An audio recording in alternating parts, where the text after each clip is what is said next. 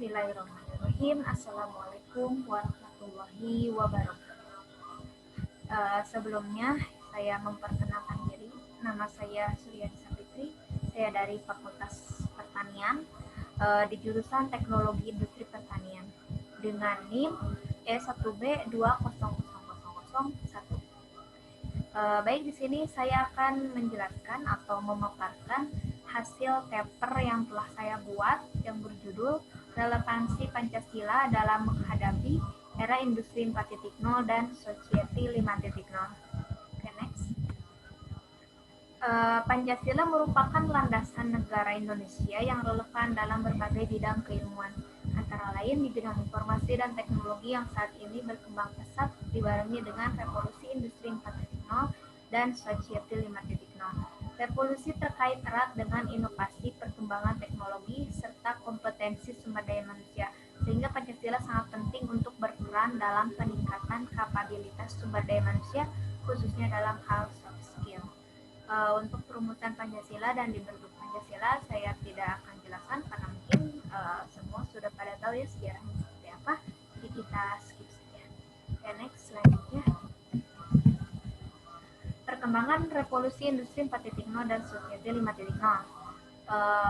Revolusi 4.0 merupakan sesuatu yang tidak dapat ditolak karena terlihat bahwa penggunaan berbagai macam hasil produk revolusi industri 4.0 telah dirasakan saat ini.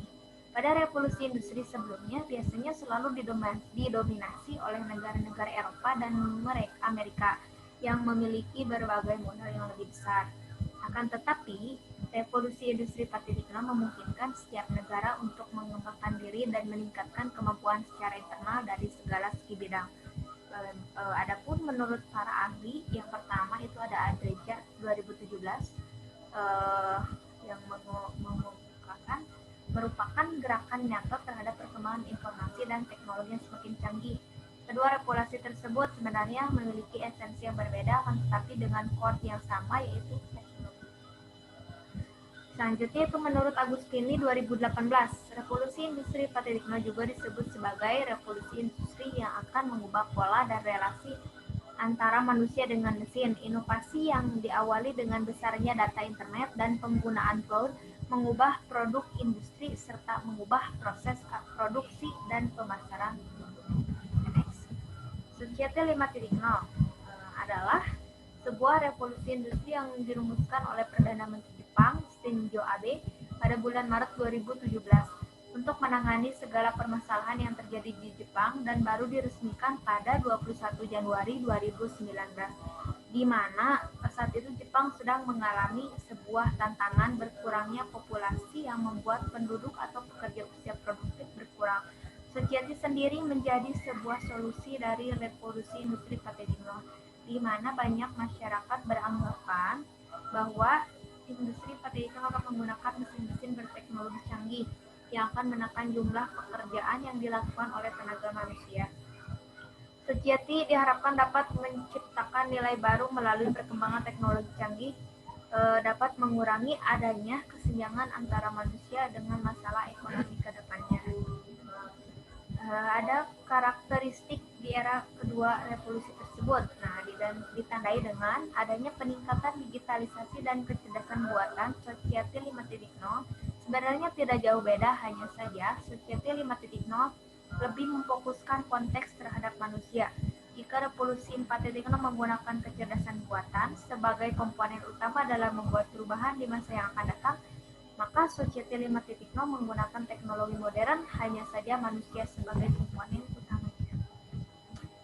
Di sini saya menuangkan sebuah soft skill, ini juga dari nilai-nilai Pancasila ya, di mana menurut Sharma 2018 menyatakan bahwa ada komponen soft skill itu sendiri. Nah, terdapat 7 elemen atau atribut soft skill, yaitu yang pertama keterampilan komunikasi, keterampilan berpikir kritis dan memecahkan masalah, kemampuan bekerja sama tim, kemampuan belajar sepanjang hayat, dan manajemen informasi, etika, moral, dan profesionalisme, dan keterampilan berkepemimpinan. Nah, atribut soft skill itu yang harus kita tingkatkan kualitasnya, karena soft skill itu tidak akan digantikan oleh mesin. Jadi kita bisa bersaing di luar itu tentunya harus meningkatkan soft skill ini. Kepada generasi muda ya, seperti kita ini, jangan terus berada di dalam zona nyaman, harus melek informasi dan juga melek teknologi, bahwa saat ini kita itu sedang dihadapkan dengan revolusi ini ya, yang mungkin sekarang sudah terjadi di Indonesia sendiri. Jadi persaingan itu bukan semakin mudah, tetapi semakin ketat, semakin harus kita menjadi manusia yang soft skillnya bagus, hard skillnya juga harus bagus.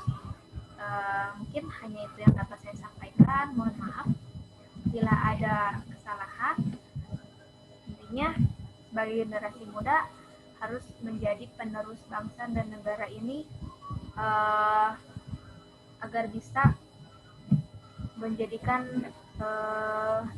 kita itu bermanfaat untuk agama, bangsa, dan negara.